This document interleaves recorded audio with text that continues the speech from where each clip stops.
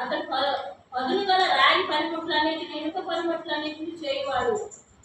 తుబల్కాయును సహోదరి పేరు నయమా. లెమెకు తన భార్యలతో, ఓ అదా, ఓ సిల్లా, నా పలుకు వినుడి. లెమెకు భార్యలారా, నా మాట ఆలకించుడి. నన్ను గాయపరిచినందుకే ఒక మనిషిని చంపితిని, నన్ను దెబ్బ కొట్టినందుకే ఒక పడుచువాడిని చంపితిని. 7 అంతలు ప్రతి దండన కయ్యూను కోసము వచ్చిన ఎడల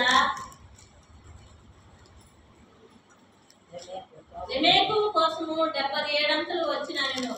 ఆదాము మరలా తన భార్యను కూడినప్పుడు ఆమె కుమారుని కని కయ్యూను చంపిన హేబేలునకు ప్రతిగా దేవుడు నాకు మరి ఒక సంతానము నియమించిననుకొని అతనికి షేతు అని పేరు పెట్టెను. మరియు షేతునకు కూడా కుమారుడు పుట్టెను. అతనికి ఏనోషు అని పేరు పెట్టెను. అప్పుడు యెహోవా నామమున ప్రార్థన చేయడం ఆరంభమైనది.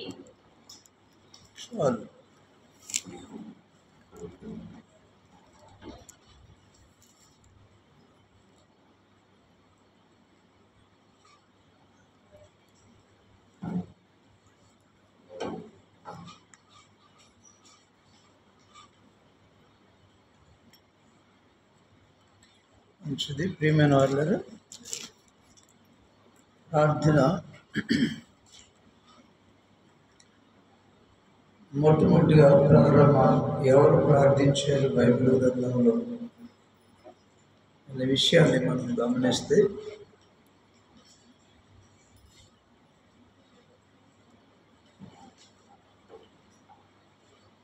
ఎనోషు అనే అతను యెహోవా నామమున ప్రార్థన చేయటం ప్రారంభమైనది. మొట్టమొదటిసారి ప్రార్థించినటువంటి భక్తులలో ఎనోషు అనేటువంటి భక్తుల ద్వారా ప్రార్థన ప్రారంభమైంది. ఇంతకుముందు ఎవరు ప్రార్థించిన వాళ్ళు లేరు, కానీ ప్రార్థన స్టార్ట్ అయింది ఎనోషు ద్వారా. ఎవరంటారు? చెప్పండి, ఎవరు? ఎనోషు.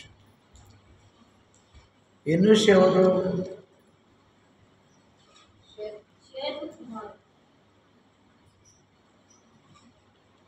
షేత్ ఎవరు? షేత్ ఎవరు? కయ్యూనుకు ప్రతిగా దేవుడు మరలా ఆదాములకు ఇచ్చినటువంటి క్షమించండి హేబేలునకు ప్రతిగా ఆదాములకు ఇచ్చినటువంటి సంతానం షేతు. షేతు యొక్క కుమారుడే ఎనోషు. అతడు జన్మించిన తర్వాత యెహోవా నామమున అతడే మొదటిగా ప్రార్థించినట్లుగా దేవుని లేఖనాలలో మనం చూస్తున్నాం. దేవునికి స్తోత్రం. అవును ప్రియులారా, హేబేలును తన అన్నయ్య అయినటువంటి కయ్యూను చంపిన తర్వాత ఆదాములకు మరలా దేవుడిచ్చిన సంతానమే షేతు. ఆ షేతుకు దేవుడిచ్చినటువంటి కుమారుడే ఎనోషు. ఆ ఎనోషు ఆ దేవునికి ప్రార్థించడం ప్రారంభించాడు. మొట్టమొదటిసారిగా ప్రార్థన ఎనోషు ద్వారానే ప్రారంభించబడినట్లుగా దేవుని వాక్యంలో మనం చూస్తున్నాం. కాబట్టి ప్రార్థన ప్రారంభం ఎనోషు అని అర్థం. ప్రియమైన వాళ్ళారా, మరొక వచనాన్ని జ్ఞాపకం చేస్తాం. ఆదికాండం తర్వాత ప్రార్థించిన వ్యక్తి చూద్దాం. 12వ అధ్యాయం 8వ వచనం ఒకసారి చూద్దాం. ఆదికాండం గ్రంథం 12వ అధ్యాయం. బయలుదేరి బేతేలుకు తూర్పునున్న కొండకు చేరి పడమటినున్న బేతేలుకును తూర్పునున్న ఆయికిని మధ్యను గుడారం వేసి అక్కడ యెహోవాకు బలిపీఠము కట్టి యెహోవా నామమున ప్రార్థన చేసెను. దేవునికి మహిమ కలుగుగాక. నెక్స్ట్ ప్రార్థించినటువంటి వారు ఎవరంటే అబ్రహాము గారు. దేవుడు వాగ్దానం చేస్తున్నాడు, నీవు లేచి నీ దేశం నుండి, నీ బంధువుల యొద్ద నుండి, నీ తండ్రి ఇంటి నుండి బయలుదేరి నేను నీకు చూపించు దేశంలోకి వెళ్ళమని నిన్ను గొప్ప జనముగా చేసి నిన్ను ఆశీర్వదించి నీ నామమును గొప్ప చేయుదును, నీవు ఆశీర్వదకరంగా ఉందను. నిన్ను ఆశీర్వదించు వారిని ఆశీర్వదించదను, నిన్ను దూషించు వారిని క్షమించదను. భూమి యొక్క వంశము సమస్త వంశంలో నీ అంత ఆశీర్వదించబడింది అబ్రాహాముతో అనగా దేవునికి స్తోత్రం. ప్రియులైన అన్య తెరావు కుటుంబంలో దేవుడిచ్చినటువంటి సంతానం అబ్రాహాము, నాహోరు, హారాను. ప్రియులరా, కాబట్టి నాహోరును హారాను కంటే ముందుగా అబ్రాహామును దేవుడు ఏర్పరచుకున్నాడని అర్థం. ఏర్పరచుకొని నేను చూపించే దేశానికి వెళ్ళమన్నాడు. నీ బంధువుల యొద్ద నుంచి, నీ తండ్రి ఇంటి నుండి, నీ దేశం నుంచి లేచి నేను చూపించే దేశానికి వెళ్ళమన్నట్లుగా దేవుడు చెప్పినట్లుగా లేఖనాల్లో మనం చూస్తున్నాం. ఇంతవరకు కూడా దేవుని స్వరం ఎవరికి వినపడలేదు. ఒక ఆదాములో ఏదైనా తోటలో విన్నారు,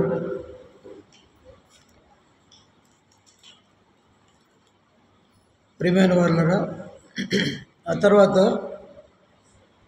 అబ్రాహాముతోనే దేవుడు మాట్లాడుతున్నాడు. కాబట్టి ఎన్నిక లేనటువంటి అబ్రాహామును, విగ్రహారాధికుడైనటువంటి అబ్రాహామును దేవుడు ఏర్పరచుకొని అనేకులకు ఆశీర్వదకరంగా చేయడానికి, నేషనల్స్ తయారు చేయడానికి, ఆయనలోంచి జనాంగాలను తయారు చేయడానికి దేవుడు అబ్రాహామును పిలిచినట్లుగా దేవుని వాక్య భాగం చూస్తున్నాం.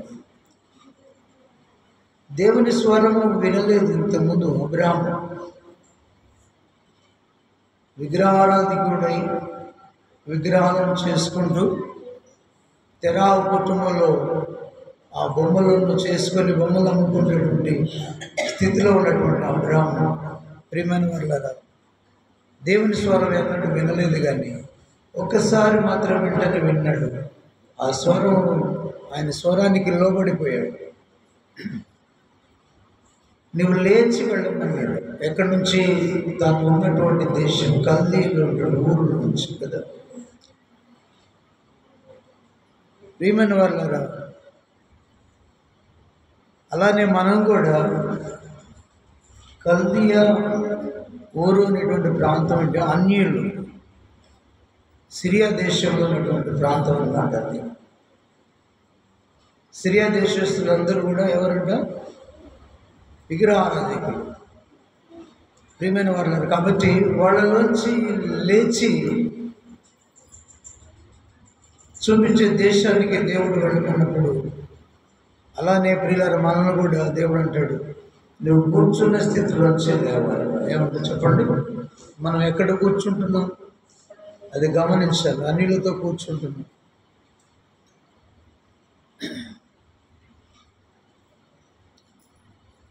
ఇప్పుడు భర్తమై ఉన్నాడు, బట్ట పరుచుకొని కూర్చున్నాడండి, భిక్షమడుకుంటూ ఉన్నాడు.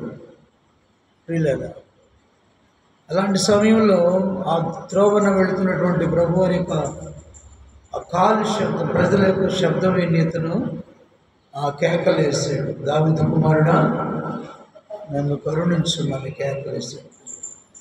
అప్పుడంట కొంచెం దూరం దాటిపోయిన తర్వాత అతని స్వరం అయినటువంటి ప్రభువు ఆగిపోయి అతనిని పిలుచుకురమ్మన్నాడంట. దేవునికి స్తోత్రం. అప్పుడు ఏం చేశాడు? భర్తమై అక్కడి నుంచి లేచాడు. ఏం చేశాడు చెప్పండి? గుడ్డివాడు ఏం చేశాడు? ఆయన పడుకున్నటువంటి పడక నుంచి లేచి ఆ పైపట్టును ఇసిరేసి దిగ్గున ప్రభువారి దగ్గరికి వచ్చాడు. తనున్న స్థితి నుంచి లేచాడు అనమాట. అప్పటి వరకు చూడలేని నేత్రాలు ఉన్నాయి. ఆ తర్వాత గుడ్డివాడు కాబట్టి భిక్షం అడుకుంటూ ఉన్నాడు బ్రతుకుదేరు కోసం. పిల్లలు గమనించండి, ఆ స్థితి నుంచి లేచి ప్రభువారి దగ్గరికి వచ్చాడు. దిగ్గున లేచి ప్రభువారి దగ్గరికి వచ్చినప్పుడు ప్రభువారు ఏం చేశాడు? భర్తమైని స్వస్థపరిచాడు. దేవునికి స్తోత్రం. అవును, ఆ రీతిగానే మనం కూడా కొందరు ఏ స్థితిలో పడి ఉంటారో ఆ స్థితిలో నుండి ఉండాలని కోరుకుంటారు. 38 సంవత్సరాలు పడి ఉన్నాడంట. ఎవరతను? కదా, పక్షవాయు గల అతను. మరి బెతెస్దా కోనేరు దగ్గర 5 మండపాలు ఉంటే అక్కడ కూర్చొని అలానే ఉంటున్నాడు. మరి దూత వచ్చినప్పుడు, నీళ్లు కదిలించినప్పుడు ఎవరు నాకు సహాయం చేసేవాళ్ళు లేరని నేరం మోపుతున్నాడు. అవును ప్రియులారా, తను ఉన్న స్థితిలోనే ఇంకా అక్కడ 38 ఏండ్లు పడి ఉంటాయి. లేవలేకపోయాడు. లేవలేనందువలన తనకు స్వస్థత కలగలేదు. అలానే 38 సంవత్సరాలు అలానే ఆ కోనేటి దగ్గర పడి ఉండాల్సి వచ్చింది. ప్రియులారా, ప్రియమైన దేవుళ్ళ పిల్లలారా, ఈ రాత్రికాలం మధ్యాహ్నం పరిశుద్ధాత్మ మనం ఉన్న స్థితిలోంచి లేవకపోతే ఆత్మీయ స్వస్థత కానీ, శారీరకమైన స్వస్థత, మానసికమైన స్వస్థత కానీ పొందుకోలేదు. కాబట్టి లేవాలి. ఆయన అంటున్నాడు, నీవు లేచి నేను చూపించే దేశానికి వెళ్ళు. అబ్రహాము విగ్రహారాధన కుటుంబంలో ఉన్నాడు, విగ్రహారాధికల మధ్యలో ఉన్నాడు. కాబట్టి నువ్వు ఆశీర్వదించబడాలంటే, అనేకులకు ఆశీర్వాదకరంగా ఉండాలంటే నీవు లేవాలి. ఎక్కడి నుంచి? నీ స్వజనుల నుంచి లేవు, నీ బంధువుల ఇంటి నుంచి లేవాలి, నీ దేశం నుంచి లేచి నేను చూపించే దేశానికి వెళితేనే నీవు అనేకులకు ఆశీర్వాదకరంగా ఉంటావు. అని మనం కూడా ఎంత పోయినా, బంధువుల యొద్ద నుంచి వెళ్ళకపోయినా, బంధువుల రీతి ఉన్నా, దేవుని కంటే మనం ఎక్కువగా దేనిని ప్రేమించినా ఆయనకు మనం ఇష్టం కావాలని దేవుని వాక్యం. నాకన్నా మిన్న దేనిని మీరు ప్రేమించినా నాకు పాత్రులు. అర్థమైందా? సేవ చేయాలంటే మనం అన్నిటినీ విడిచిపెట్టాలి.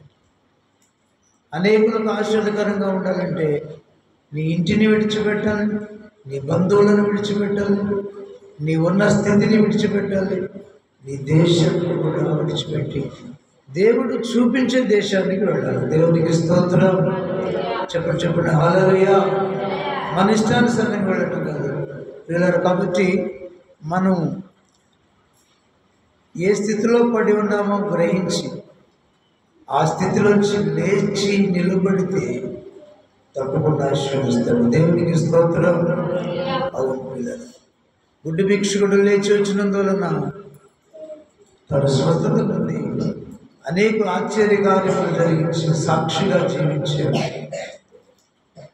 పిల్లరా, అదే స్థితిలో ఉన్నటువంటి మండపం దగ్గర పండుకున్నటువంటి పక్షవాయు గలవారు లేవలేని స్థితిలో ఉన్నాడు. పిల్లలైతే ప్రభువే వచ్చి లేపాడు. దేవునికి స్తోత్రం. తన స్థితిని చూసిన యేసయ్య కదా, ఆయన ఈ లోకానికి వచ్చి ఇప్పుడు మరి గమనించండి, 38 సంవత్సరాలంటే ప్రభు వయసు ఎక్కువ, అక్కడ పక్షవాతం పండుకున్నటువంటి వారి వయసు ఎక్కువ. మీరు చెప్పాలి,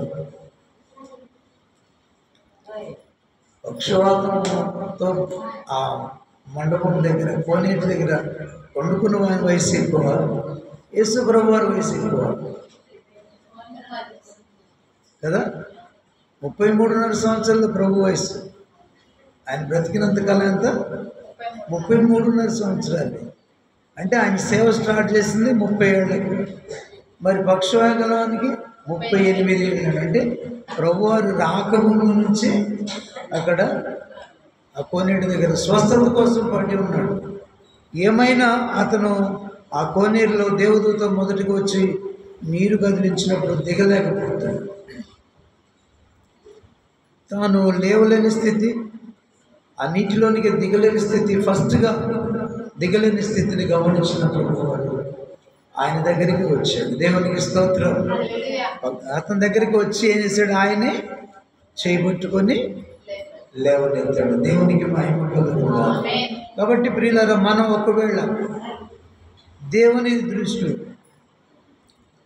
మన పాపం నుంచి మనం లేవలేని పరిస్థితుల్లో ఉంటే ఆయన మనల్ని లేవుటకు సమర్థుడు.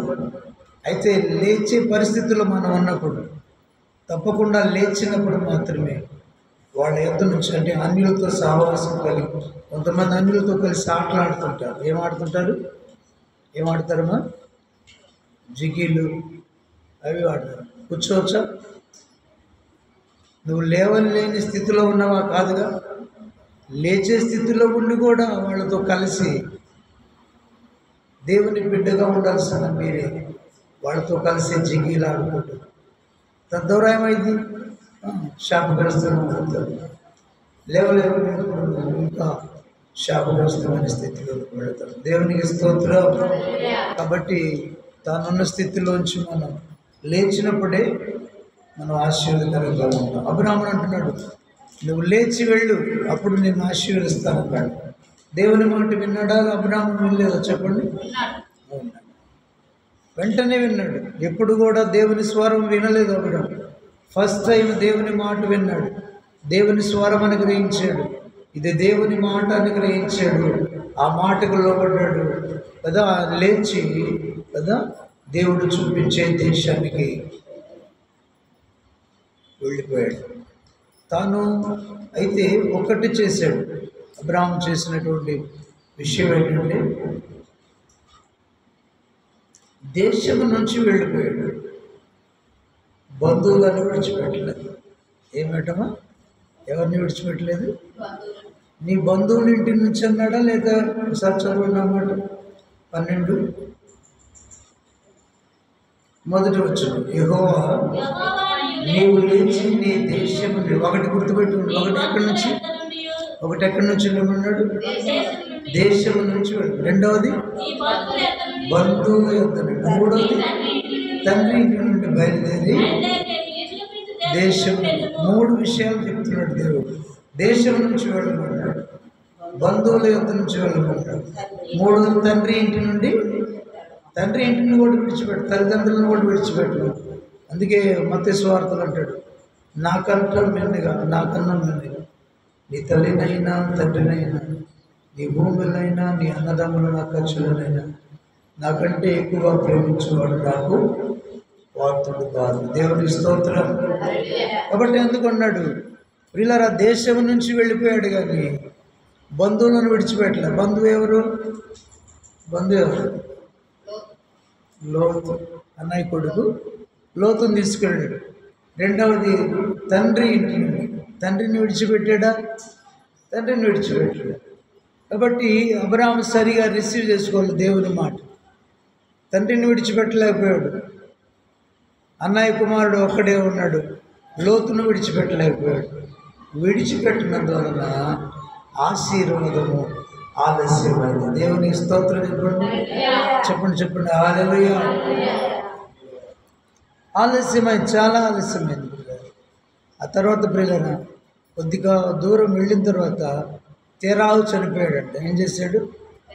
కొంచెం దూరం వెళ్ళిన తర్వాత యోర్దాను ఆ సముద్రపు ధరిన వెళుతున్నప్పుడు కొంచెం దూరం ప్రయాణించి వెళ్ళిన తర్వాత తెరావు చనిపోయాడు. దేవునికి స్తోత్రం.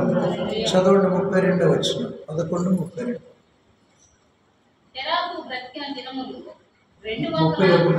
31.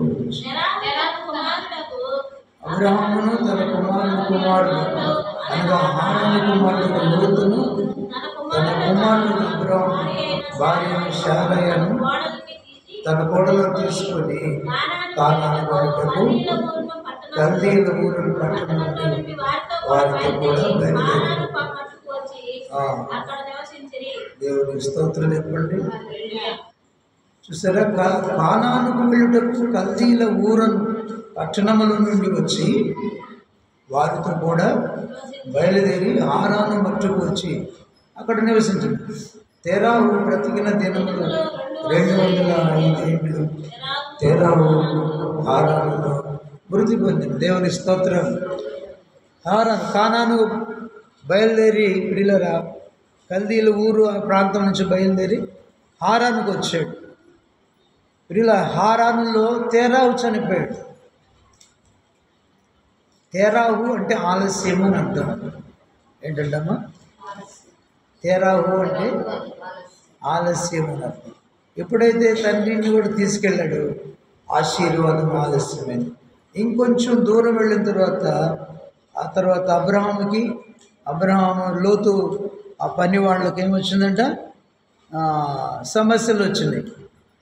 దేవుడు అలాగా తాను వేరు చేశాడు. తాను వేరవలేదు కానీ దేవుడే అబ్రహామును వేరు చేశాడు. తేరాహును పిలుచుకున్న తర్వాత ఇక మరలా ఆశీర్వదించడానికి మొదలు ఆ ప్రయాణం ఐగుప్తు వెళుతూ ఉన్నప్పుడు ప్రియులరా గమనించండి.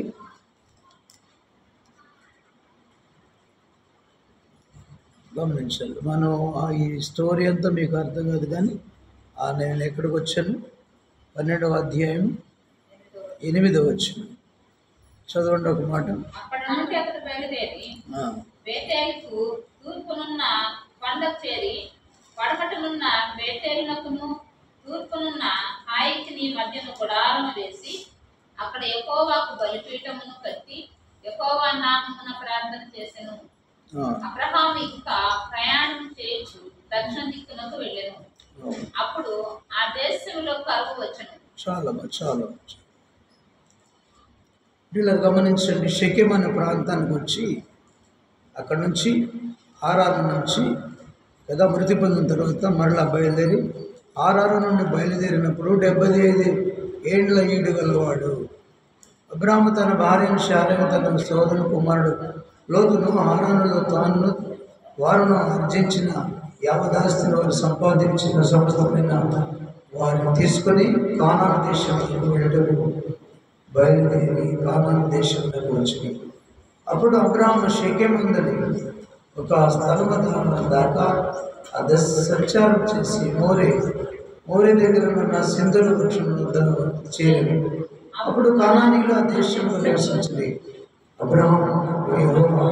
అబ్రాహామునకు ప్రత్యక్షమై ఈ సంతానం ఈ దేశం ఇచ్చిందని చెప్పగా అతడు తన ప్రత్యక్షమైన యెహోవాకు బలిపీఠము అక్కడ నుండి అతను బయలుదేరి బేతేలునకు తూర్పునున్న కొండకు చేరి పడమటనున్న బేతేలునకును తూర్పునున్న హాయికి మధ్యన గుడారం వేసి అక్కడ యెహోవా బలిపీఠమును కట్టి యెహోవా నామమున ప్రార్థన చేసి రెండవ ప్రార్థన చేసినటువంటి రెండు భక్తులలో అబ్రహాము బలిపీఠమును కట్టి దేవునికి యెహోవాకు ప్రార్థన చేశాడు. బేతేలుకు హాయికి మధ్యలో కదా గుడారం వేసుకుని అక్కడికి యెహోవా నామమున ప్రార్థన చేసినట్లుగా దేవుని వాక్య భాగంలో చూస్తున్నాం. దేవునికి స్తోత్రం. ప్రార్థన మొదటిగా ప్రారంభించిన వారు ఎనోషు అంటే వినరా గమనించండి. షేతు కుమారుడు అనేటువంటి ఎనోషు ద్వారా ప్రార్థన ప్రారంభించబడినట్లుగా దేవుని వాక్య భాగంలో మనం చూస్తున్నాం. దేవునికి స్తోత్రం. రెండవగా ప్రార్థించిన వారు భక్తులైనటువంటి అబ్రహాము గారు. మూడో విషయం ఒకసారి గమనించుకున్నాం. 26-25 ఆదికాండం 26-25. నాకు ఇలా వాయిస్ కూడా సరిగ్గా రావట్లేదు. అక్కడ అతడు ఒక బలిపీఠము కట్టించి యెహోవా నామమున ప్రార్థన చేసి అక్కడ తన గుడారము వేసెను. అప్పుడు ఇసాకు దాసులు అక్కడ బావి త్రవ్విరి.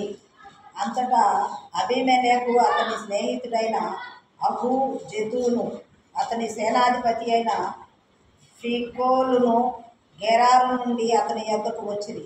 ఇసాకు, మీరు నా మీద పగబట్టి మీ యొద్ద నుండి నన్ను పంపివేసిన తరువాత ఎందు నిమిత్తము నా యొద్దకు వచ్చి ఉన్నారని వారిని అడుగుగా, వారు నిశ్చయముగా యెహోవా నీకు తోడై ఉండుట చూచితిని కనుక మనకు అనగా మాకును నీకును మధ్య ఒక ప్రమాణము ఉండవలెనని మేము నిన్ను ముట్టక నీకు మేలే తప్ప మరి ఏమీ చేయక నిన్ను సమాధానముగా పంపివేసితిని కనుక నీవును మాకు కీడు ఉండునట్లును నీతో నిబంధన చేసుకొందుమని అనుకుంటుంది. ఇప్పుడు నీవు యెహోవా ఆశీర్వాదము పొందినవాడవని అనేది అతడు వారి మంచిది. ఇక్కడ మరలా 3వ ప్రార్థన చేసినటువంటి భక్తులు ఎవరంట? 3వ ప్రార్థన చేసినటువంటి భక్తులు ఎవరు చెప్పు. నేను పేరేం పేరు? ఇస్సాకు. కరువు వచ్చినప్పుడు అబ్రహాము దేశంలో పిల్లగా గెరార్ రాజైన ఫిలిస్తీన్ దగ్గరికి ఆ ప్రాంతానికి వెళ్ళాడంట నివసించాలని ఇస్సాకు. ఇలా దేశంలో దేవుడు అతను తోడుగా ఉన్నందున ఏం చేశాడంట? 12 ఇస్సాకు ఆ దేశం వాడి విత్తనం వేసి ఆ సంవత్సరం నిరంతరం ఫలం పొందిన యెహోవా అతను ఆశీర్వదించిన కనుక ఆ మనుషుడు గొప్పవాడు, అతడు మిక్కిలి గొప్పవాడు వరకు క్రమంగా పొందించవచ్చు. దేవునికి మహిమ కలుగును గాక. ఈ రీతిగా అభివృద్ధి చెందినటువంటి ఫిలిస్తీన్ దేశంలో అన్య దేశంలో ఇస్సాకు వీళ్ళ వర్ధిల్లుతున్నాడు. దేవుడు తోడుగా ఉన్నాడు. ఫిలిస్తీన్ల కంటే అసూయ కలిగిందంట. 14 అతనికి గొర్రెలు ఆస్తి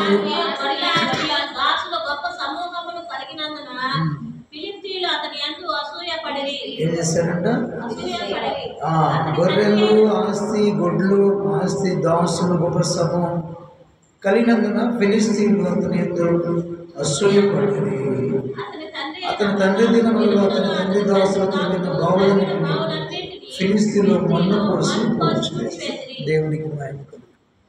అసూయతనంట తన తండ్రి అబ్రహాము టైంలో తవ్వినటువంటి బావులన్నీ ఫిలిస్తీన్లు పూడుస్తూ ఉన్నారంట. వీళ్ళు ఆ విధంగా జగడమాడుతూ ఉంటే తర్వాత 24 బెర్షెబాకు వెళ్ళారు. రాత్రి యెహోవా ప్రత్యక్షమై, నేను నీ తండ్రి నా అబ్రహాము దేవుడను, నేను నీకు తోడు కనుక భయపడకు, నా దాసుని అబ్రహామును బట్టి నేను ఆశీర్వదించి నీ సంతానం విస్తరింపజేస్తాను. అతడు ఒక బలిపీఠం బట్టి యెహోవా ప్రార్థన శత్రువులను దూరం చేసినందువల్ల దేవుడు అన్య దేశంలో కూడా ఇస్సాకు గారు నివసించినప్పుడు దేవుడు తోడుగా ఉండి అంతకంతకు వృద్ధి చేస్తూ ఉండి ఇస్సాకు. కాబట్టి వర్ధిల్లుతున్న కొద్దిగా అసూయపడుతున్నారు కానీ ఫిలిస్తీన్లు, అయినా దేవుడు తోడుగా నుండి వీళ్ళరా ఆయన తవ్విన చోటల్లా మంచి మంచి బావులు ఇస్తూ ఉన్నాడంట. దేవునికి స్తోత్రం. ఫిలిస్తీన్లు వాటిని పూడ్చివేస్తుంది. అయితే తండ్రి వాటిని పేళ్ళని పెట్టారు. మరి ఇస్సాకు దాసులు లోయలో ప్రభగా జలలు గల నీళ్ల బావి దొరికి దేవునికి మహిమ కలుగును గాక. జలలు గల నీళ్ల బావి దొరికింది. గెరారు కాపులు ఇస్సాకు కాపులతో జగడమాడి ఈ నీరు మాదే అని చెప్పి కనుక వారు కలహించినందున అతను బావికి ఎషేకు అనే పేరు. వారు మరి ఒక బావిని తవ్వినప్పుడు జగడమాడి కనుక దానికి సిత్న అని పేరు పెట్టి అక్కడి నుండి వెళ్ళి మరొక బావిని తవ్వారు. దాని విషయం వారు జగడమాడలేదు కనుక యెహోవా మనకి ఎడమకలుగు చేసి ఉన్నాడు కనుక ఈ దేశం అభివృద్ధి పొందుదామనుకున్న దానికి రెహోబోతు అని పేరు పెట్టి దేవునికి స్తోత్రం. ఈ రీతిగా వీళ్ళు తవ్వుతున్నారు, వాళ్ళు అడ్డుకుంటూ ఉన్నారు, ఆ బావులను పట్టుకుంటూ ఉన్నారు. నీళ్లు కల బావులు దేవుడు ఇచ్చిన శత్రువులు పట్టుకుంటూ ఉన్నారు. కాబట్టి ప్రియులరా, ఒకటి స్మిత్నా అని పేరు పెట్టాడు, ఒకటి ఎషేకు అని పేరు పెట్టాడు, మూడోది జగడమాడకుండా వదిలేశారంట, ఫిలిస్తీన్లకి రాలేదంట. కాబట్టి యెహోవా దూరం కలుగు చేశాడని రెహోబోతు అని పేరు పెట్టాడు. దేవునికి మహిమ కలుగును గాక. రెహోబోతు అంటే ఎడబాటను, శత్రువులు విడిచిపెట్టారు, దూరంగా ఉన్నారని, మరలా గొడవడుకుంటున్నారని చెప్పేసి రెహోబోతు అని పేరు. అభివృద్ధి అని అర్థం. దేవునికి స్తోత్రం. రెహోబోతు అంటే అభివృద్ధి అని అర్థం. పిల్లలు ఆ రీతిగా అక్కడ దేవుడు తోడుగా నుండి మళ్ళీ మాట్లాడి 24 వచనంలో రాత్రి అతనికి ప్రత్యక్షమై అబ్రాహామునకు నీ దేవుడు నీ తండ్రి నా అబ్రాహాము దేవుడు నేను నీకు తోడుగా ఉన్నాను నాకు భయపడకు నా దాసుని అబ్రాహామును బట్టి నేను ఆశీర్వదించి నీ సంతానం విస్తరింపజేస్తానని చెప్పాను. అప్పుడు దేవుడు ఇస్సాకు బలిపీఠం కట్టి యెహోవా నామమున దేవునికి మహిమ కలుగుగా. అవును పిల్లలు, ఇస్సాకు గారు కూడా దేవునికి ఏం చేశాడు? ఎందుకు? శత్రు దేశంలో అభివృద్ధి చెందే విత్తనం వేసి అభివృద్ధి చెందే దినదినం వృద్ధిలేట్లుగా దేవుడు చేస్తూ ఉన్నాడు. తండ్రి తవ్వినటువంటి జలలాల బావులను పూడ్చివేస్తూ ఉన్నారు ఫిలిస్తీన్లు. ఇస్సాకు కూడా తన దాసులు కూడా నీళ్ల కోసం బావులు తవ్వినప్పుడు మంచి జలలాల బావులు దొరుకుతున్నాయి, కానీ శత్రువులు వచ్చి వాటిని అవి మావిని పట్టుకు వెళుతున్నారు. 2 బావులను పట్టుకెళ్ళారు. 3వ బావికి దేవుడు వాళ్ళని ఎడవ చేశాడు కాబట్టి రెహబోతు అనేటువంటి పేరు పెట్టి అక్కడ రెహబోతు అని పేరు పెట్టినప్పుడు అంటే దేవుడు ప్రత్యక్షమై నేను నీకు తోడుగా ఉంటాను, ధైర్యంగా ఉంటాను అని చెప్పేసి నీ తండ్రిని బట్టి నేను ఆశీర్వదిస్తానని చెప్పేసి దేవుడు అతన్ని విస్తరింపజేస్తానని వాగ్దానం చేశాడు. కాబట్టి ఇస్సాకు ఏం చేశాడు? బలిపీఠం పెట్టి దేవునికి ప్రార్థన చేశాడు. దేవునికి స్తోత్రం. ఇక్కడ 3 విషయాలను మనం ఈ రోజున ధ్యానించుకుందాం బిడ్డలారా. ఒకటి, షేతు, కయ్యూనికి ప్రతిగా ఇచ్చినటువంటి షేతు ఆదామావులకు దేవుడు ఇచ్చినటువంటి సంతానం. ఆ సంతానం అయినటువంటి షేతుకి ఇచ్చినటువంటి మరొక సంతానమేను ఎనోషు ప్రియులరా, దేవుడు సంతానం ఇచ్చాడు కాబట్టి ఆయన ఏం చేశాడంటే దేవునికి మొట్టమొదటిసారిగా ప్రార్థన చేయటం మొదలుపెట్టాడు. దేవునికి బలిపీఠం కట్టి ప్రార్థన చేయటం మొదలుపెట్టాడు. రెండవది, భక్తుడైనటువంటి అబ్రాహాము గారు ఆ కథ తాను వాళ్ళని ఎడమ చేసిన తర్వాత మరలా దేవుడు ప్రత్యక్షమై 75 సంవత్సరాలు ప్రత్యక్షమైనప్పుడు యెహోవా నామమున బాప్తీసం కదా బలిపీఠం కట్టి దేవుడికి ప్రార్థన చేయటం ప్రారంభించాడు. మూడవది, తన కుమారుడైన ఇస్సాకు గారు కూడా శత్రు దేశంలో కూడా దేవుడు తోడుగా ఉండి ఆయనను వర్ధిల్ల చేస్తున్నందువలన కదా ప్రియులరా అభివృద్ధి కలుగు చేస్తున్నాడని తన చివరిలో త్రవ్వినటువంటి జలల బావి దొరికినప్పుడు దానికి రెహబోతు అని పేరు పెట్టి అభివృద్ధి అని అర్థం రెహబోతు అంటే. కాబట్టి దేవుడు నన్ను దీవిస్తానన్నాడు, నాకు వాగ్దానం చేశాడని చెప్పేసి ప్రియులరా బలిపీఠం పెట్టి అక్కడ ప్రభు యెహోవా నామమున ఏం చేశాడు? ప్రార్థన చేశాడు. కాబట్టి ప్రియులరా గమనించండి, దేవుడు ఇచ్చినందుకు కృతజ్ఞత కలిగి సంతానానికి ప్రతిగా సంతానం ఇచ్చినందువలన అక్కడ ఎనోషు ప్రార్థన యెహోవా నామమున బలిపీఠం పెట్టి ప్రార్థన చేశాడు. దేవుడు దీవిస్తానని కదా వాగ్దానం చేశాడు కాబట్టి ఆ వాగ్దానాన్ని బట్టి అబ్రాహాము గారు బలిపీఠం పెట్టి ప్రార్థన చేశాడు.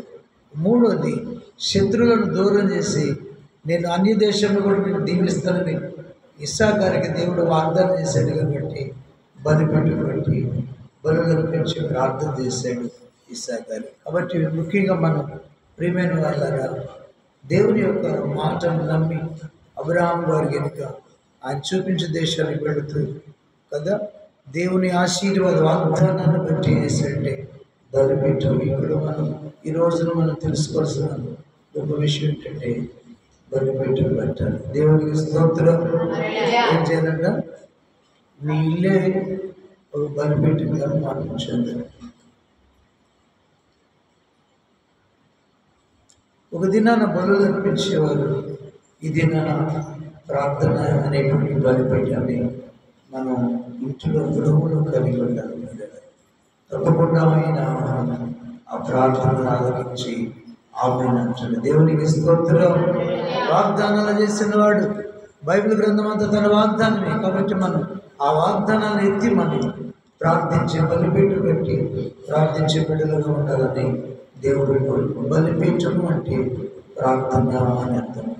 ఆ దినాన బలు అర్పించారు, ఈ దినాన ప్రభు పాదాల దగ్గర ఇద్దరు కొడుకులు వారి మధ్యలో ఉంటానన్నాడు. అది ప్రభు బలిపెట్టమన్నాడు.